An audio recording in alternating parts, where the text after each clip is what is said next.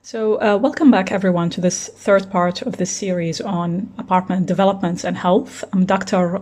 Tamara Al-Obaidi. I have a PhD in healthy places and housing, where I examined and looked at what makes apartment buildings healthy. And my research was about asking residents themselves what influences their health and well-being in relation to apartment buildings from their perspective and their lived experience. So what is this series about? It's a series of educational videos on making future apartment developments healthier. And it concerns, and it is very relevant to those involved in decision-making who are looking at future apartment developments and residential developments in general. But it also could be very relevant to the public and different community organizations, politicians, etc. The videos provide a framework of components which together need to be considered by those involved in future developments if we want to create healthy apartment living. And just so you are aware, the examples that I will be using are real examples, and they sit within the context of the city of Sydney in Australia, where I did my research. But equally, those are important as lessons learned for national and international audience. In this slide, I list 5 fundamentals for creating healthy apartment buildings and developments. You should consider these 5 components together, as these are interlinked, as illustrated in the layout that you could see on the slide. Importantly, this framework that you see isn't just a checklist. It changes how whether you are a practitioner, a manager, a person involved in development, a researcher, or a policy even maker, think about how to go about planning, designing, regulating residential developments. You could also see here, I'm not providing a list of factors that you can just typically tick in your project as indicators. I'm moving things up a level to make you shift the way that you think about creating and how we can create healthier housing and places for people. So let's now turn to a second fundamental component, which is the need to use a coupled resident environment perspective or an approach. So let's go into, and explain what this means. So why we need a coupled resident environment approach? There are several reasons. We are part of a living environment and planet that has evolved over many, many years before. Human health is naturally interdependent with the health of the natural environment where we live and the planet where we live. And this relationship is being really affected. We need to mitigate and we need to adapt built environments, because it's very clear to us that our health is interlinked and is dependent on this natural environment, whether it is in the form of, say, water or the climate, or in the form of the resources that we're using, and also in the biodiversity, in the trees, etc. So this relationship is very crucial, and it evolved over many, many years. So when I talk about resident environments, what do I mean by that? When you think of human health, also add nature to your thinking as your target audience. So I want you to think about human health and nature, or the health of our planet or the nature around us, as one. And what do I mean by coupled? So what is a coupled resident environment approach or perspective concerning now apartment living? So if we take it now to, say, a future residential development, what do we mean by a resident environment approach? So think about it like that. Any factors that can influence health and well-being must be considered within this resident environment's mind framework. So any factors that you are thinking about, think about them now from a resident environment perspective, or together in one approach. So what do residents think about this approach? Let's examine some and take some examples from Sydney. Residents that I talked to spoke about the importance of thinking of apartment buildings in sustainable ways that ensure any apartment buildings benefit people and the environment and achieve ecological balance. So while reflecting on the relationship between our health and the natural environment through apartment living, one of the participants that I've interviewed with the anonymous name Stefan linked the process of, for example, rehabilitating contaminated land and its benefit to the natural environment. So he said, and I quote, "So sometimes making these developments, that is apartment developments, is actually good for the environment because if the developers hadn't have wanted to make money by selling their apartments, then this whole area would have just stayed as the toxic waste ground there it was." So you can see here, Stefan is introducing and talking about the factor of the process of rehabilitating contaminated land as a factor that is important to their health and well-being. And that really brings to attention the area of thinking sustainably, and that we need to think sustainably as an influential factor to residents' health and well-being. Another example now by another participant that I've interviewed from Sydney by the anonymous name Trevor. Trevor commented on the link between people and the environment by referencing the act of building on wetlands, leaving places for species, and leaving existing wetlands while developing apartment buildings. So he said, and I quote, "Look, I think we can go the wrong way of this whole apartment side of things, because I mean, this was built on wetlands, which there is a lot of species that live on these wetlands. I know there is a vacant lot on the other side of me, and they've just had the frogs mating, the golden bell frogs. So there is all these little frogs. They are losing their habitats bit by bit, and there is not really places for them to go anymore. But I do notice that the bird life is just amazing here. They seem to coexist here too, and they planted a lot of trees, which I think is fantastic. Like I said, we've got the wetlands, like the canal. You've got your ducks and stuff like that. So that's creating an ecosystem within our immediate area. On the other side, they've just left those natural wetlands, which I'm really happy about.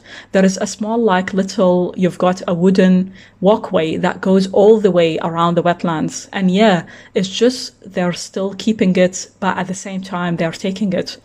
Do you know what I mean? There was a lot of animals that would have been displaced by the whole building of these estates. And if they include them in their planning and infrastructure, I think that's a very important thing. So quickly, you could see the participant here, Trevor, through the different ways and processes, he linked the health and the survival even of the natural environment with our health and well-being. By elevating his thinking to the planning and infrastructure level, Trevor here took this link between humans, between us and the environment to a structural level, where he alluded to the ways apartment building developments and the associated infrastructure are planned and their sustainability when it comes to the health and the survival even of us and the natural environment. Another participant that I've interviewed by the anonymous name Stefan further also gave weight to the sustainable thinking by commenting on the co-benefits offered to the local area where he lives and the natural environment. So he said, and I quote, "It goes to show that sometimes development can be good for the local area, the environment, and they've actually got like a water bird refuge around the corner. Now that would have been all polluted as well. So by rehabilitating the land in an area that was polluted with toxic waste, the suburb not only has a rehabilitated land, but now is home to a water bird refuge and becomes a home for many residents, including this participant Stefan that I've interviewed." So you can see here the participants in all of those quotes, they're bringing these area of thinking sustainably to the front as a very crucial and influential area to their health and well-being. Almost also, all participants spoke of the need to live and exist with nature in sustainable ways, including through the sustainable design and planning of apartment buildings. So, on living and existing with nature, another participant that I've interviewed by the name Sandra, and other participants showed the having indoor plants in their apartment as an influential and an influencing factor on their health and well-being. So Sandra said on the slide, and I quote, "We put a lot of like plants in our apartment to kind of bring that nature element to it, because I think that just improves my mental health so much." So you can see here, she talked about having indoor plants in her apartment as a very influencing factor to her health and well-being. And in this case, she is bringing the area of living with nature sustainably as something that is very influential to her health and well-being that we need to factor in when we are looking at future apartment buildings. Participant Sandra agreed with the notion that human health is linked and is dependent on the health of the natural environment and the planet. In her additional remarks, she reiterated the influence of having indoor plants on her health and well-being. She said, and I quote, "Okay, so I think it's a very big relationship that is between our health and the environment. I can definitely agree that kind of combined together. It's not separate, I guess, humans and the well-being and the environment. So I think it's a big impact on how we live. I guess, like I said before, having plants here, I've noticed for us as being a big impact. I guess just making it feel different in the room, like it makes you feel a little bit happier having life around you." Most participants went also the extra mile by providing detailed examples of what they saw, what they perceived as factors related to sustainable design and planning of apartment buildings. So about that, another participant that I've interviewed, Lux, commented in detail about the provision of solar power and electricity management in her building as two influential factors on her health and well-being. So she said, and I quote, "The thing that I would like, the thing that I miss because I had solar energy up in the mountains on my house, why can't apartments get that together? Why can't they organize people to put money together and put solar panels on the roof or something? It worries me a lot about the electricity that's used in this building. Downstairs in the car park, for example, there is an alarm that has been going. It's a red flashing light. And I've told the building manager about it, and he sort of come and stopped the noise because it was making noise. But the red flashing light still is going. It's been going for 2 months. I feel like going down there and smashing it and saying, stop wasting electricity day and night. I have to write a letter to the building manager, but those sort of things bother me a lot when there is a waste of electricity. When you walk out the corridor, all the lights come on, but I suppose that's convenient.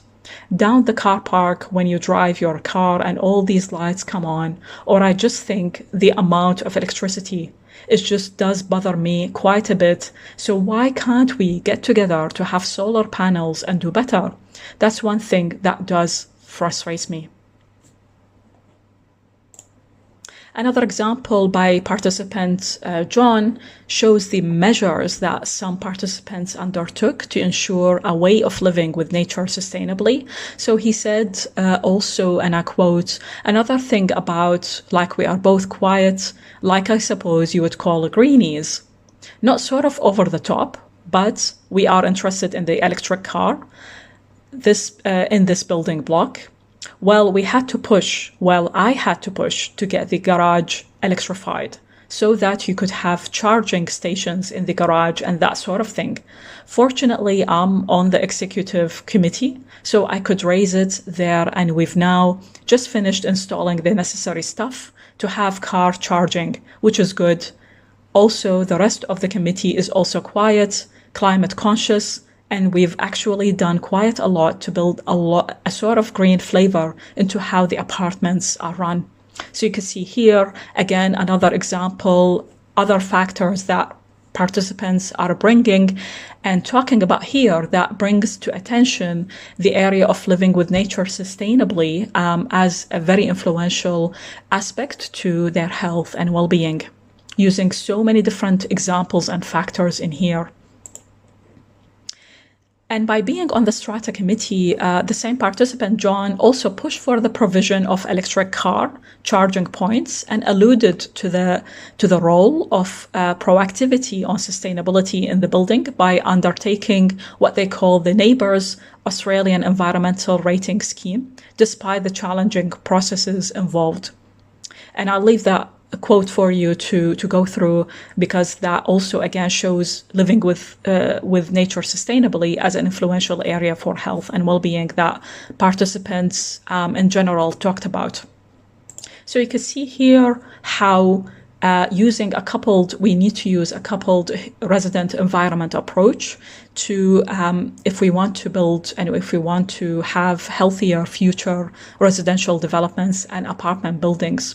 And I explained, hopefully using the examples from the city of Sydney and actual examples from residents themselves, the importance of having that perspective of thinking about resident and environment in the same framework or in the same approach, or having that perspective when it comes to the factors that we consider in the future of apartment developments. And if you need more information, I listed some key references there on the slide, which you can refer to in addition to this video, including my PhD thesis and recent articles on the subject.